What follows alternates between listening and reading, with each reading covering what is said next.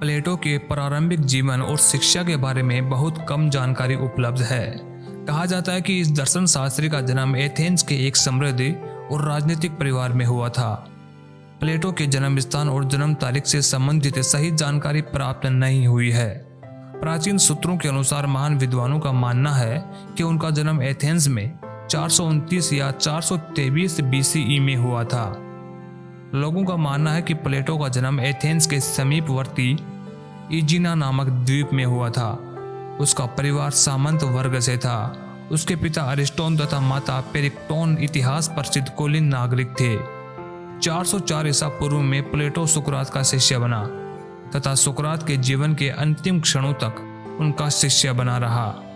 सुकरात की मृत्यु के बाद प्रजातंत्र के प्रति प्लेटो की गणना हो गई। उसने मेगोरा, मिस्र, साइरिन, इटली और सिसिली आदि देशों की यात्रा की तथा अंत में एथेंस लौटकर अकादमी की स्थापना की। प्लेटो इस अकादमी का अंत तक प्रधान आचार्य बना रहा। प्लेटो ने कई विषयों पर विस्तार से कलम चलाई है, लेकिन सामान्य दर्शन और नीति शास्त्र में उनकी दिलचस्पी उद्घाटित हुई है। प्लेटो लिखते हैं कि वे शरीर और आत्मा में भेद देखते हैं। वे यह भी लिखते हैं कि कुछ लोग भौतिक दुनिया को तुच्छ मानते हैं और कुछ लोग इसी को अहमियत देते हैं। प्लेटो का मानना था कि दार्शनिक मत वाले व्यक्ति बाहरी सीमाओं और सौंदर्य, सत्य, एकता और न्याय के सर्वोच्च आदर्श के बीच भेद कर सकते हैं। उनका यह दर्शन भौतिक और मानसिक सीमाओं का संकेत देता है और उच्च आदर्श के प्रोत्साहन हेतु प्रेरित करता है। प्लेटो यूनान के प्रसिद्ध दार्शनिक, गणितज्ञ और सुकरात के शिष्य एवं अरस्तु के गुरु थे। पश्चिमी जगत की दार्शनिक पृष्ठभूमि को तैयार करने में इन तीनों दार्शनिकों की महत्वपूर्ण भूमिका रही है। प्लेटो को अफलातून नाम से भी जाना जाता है। पश्चिमी जगत में उच्च शिक्षा के लिए पहली संस्था अकेडमी की स्थापना का श्रेय भी प्लेटो को ही जाता है। उन्हें दर्शन और गणित के साथ साथ तर्कशास्त्र एवं नीति शास्त्र का भी अच्छा ज्ञान था। विविध संस्कृतियों के अनुसार उनका परिवार बहुत समृद्ध और एथेंस के राजा से भी उनके मधुर संबंध थे। प्राचीन सूत्रों के अनुसार प्लेटो बचपन से ही होशियार थे और बचपन से ही उनमें दर्शन शास्त्र के गुण थे। उनके पिता ने उन्हें वो सारी सुविधाएं भी प्रदान की जो उन्हें चाहिए थी। उसी समय के कुछ महान शिक्षकों ने प्लेटो को ग्रामर, म्यूजिक, जिम्नास्टिक और दर्शन शास्त्र की शिक्षा दे रखी थी। बचपन से ही प्लेटो को दर्शन शास्त्र पसंद था और इसके अलावा वे दूसरे विषयों में भी होशियार थे। अमीर परिवार होने की वजह से प्लेटो को घर से सब कुछ मिलता था और उनके पिता अरिस्टो ने उसे पढ़ाई के लिए उस समय की अच्छी अकादमी में भी भेज दिया था, जहां पर प्लेटो को दर्शन शास्त्र, तर्कशास्त्र और नीति शास्त्र के साथ साथ कुछ और भी विषय अच्छे से पढ़ाए गए थे। प्लेटो अपने शिक्षकों की बातें बड़ी जल्दी से याद कर लेते थे। वे बचपन से ही स्वच्छ और उम्दा विचारों वाले थे।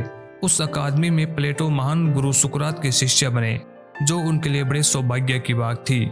अपने जीवन में प्लेटो ने जितने लेख लिखे हैं, उनमें ज्यादातर लेखों में उनके विचार और गुरु सुकरात के विचार ही लिखे हैं। सुकरात के पूरे जीवन की जानकारी सिर्फ प्लेटो के लेखों से ही मिलती है। इसके अलावा वो और कहीं पर भी नहीं रही। प्लेटो ने कई विषयों पर बड़े बड़े लेख लिखे, जिनमें सामान्य दर्शन और नीति शास्त्र के लेख सबसे लोकप्रिय बने। उनके लेख के मुताबिक वे शरीर और आत्मा के भेद को भी देख सकते थे।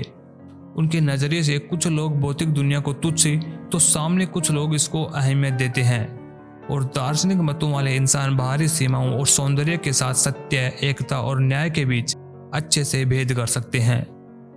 प्लेटो के समय में कवि को समाज में आदरणीय स्थान प्राप्त था।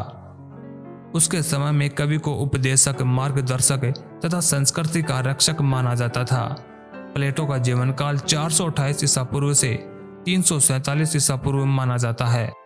दोस्तों, अब हम आपको बताते हैं इस महान दार्शनिक के कुछ अनमोल विचार। समझदार व्यक्ति इसलिए बोलता है क्योंकि उसके पास बोलने के लिए या दूसरों से बांटने के लिए कई अच्छी बातें होती हैं, लेकिन एक बेवकूफ व्यक्ति केवल इसलिए बोलता है क्योंकि उसे कुछ न कुछ बोलना होता है। सोचने का मतलब है कि आपकी आत्मा खुद से बातचीत कर रही है। कोई भी अच्छा निर्णय जानकारियों पर निर्भर करता है, आंकड़ों या संख्याओं पर नहीं।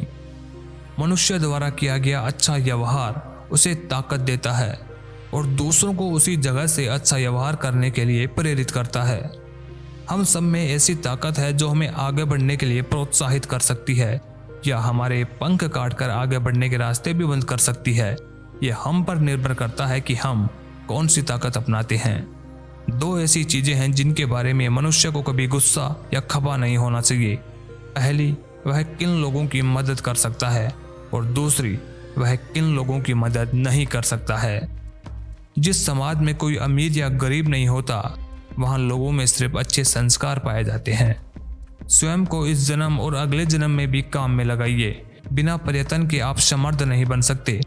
भले भूमि उपजाऊ हो, बिना खेती किए उसमें प्रचुर मात्रा में फसलें नहीं उगाई जा सकती।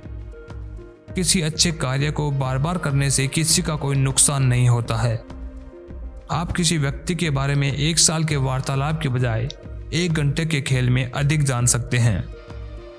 हम एक बच्चे को आसानी से माफ कर सकते हैं जो कि अंधेरे से डरता है, लेकिन जीवन की असली त्रासदी तब है जब इंसान प्रकाश से डरने लगे। दोस्तों, ये वीडियो आपको कैसा लगा ये हमें कमेंट में जरूर बताएं। साथ ही साथ ऐसी और भी वीडियोस देखने के लिए हमारे चैनल को सब्सक्राइब जरूर कर लें।